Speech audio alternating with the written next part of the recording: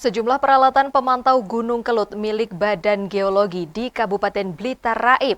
Peristiwa ini terjadi di stasiun pemantau yang berada di kawasan hutan lindung Kabupaten Blitar.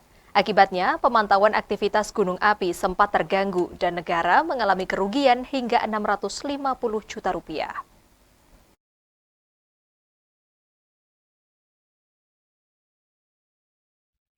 Peralatan sensor GPS dan sensor kegempaan Gunung Kelut yang terpasang di stasiun pemantau milik Badan Geologi di Desa Karangrejo, Kecamatan Garum, Kabupaten Blitar hilang.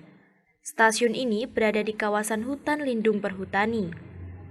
Awalnya, petugas menemukan alat sensor sudah tidak berfungsi diduga akibat tersambar petir. Sejak itu, peralatan hanya berfungsi sebagai pemancar ke stasiun Pagersari, Ngantang, Malang. Setelah itu, transmisi radio dari stasiun juga sudah tidak berfungsi, sehingga stasiun pusat menginstruksikan untuk menunggu evaluasi sebelum alat dievakuasi. Namun rencana evaluasi yang dijadwalkan pada 16 Agustus batal, dilakukan karena terkendala perizinan kunci gembok lokasi.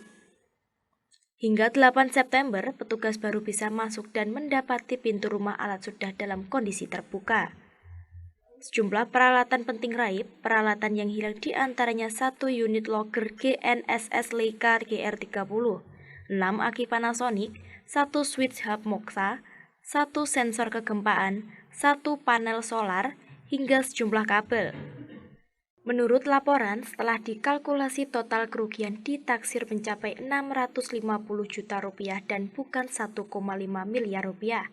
Kronologis yang di pos pemantauan Gunung Kelut yang ada di Desa Karangrejo, ini pelapornya adalah Pak Budi Prianto sebagai petugas pemantau yang ada di kawasan alat gempa yang ada di Gunung Kelut.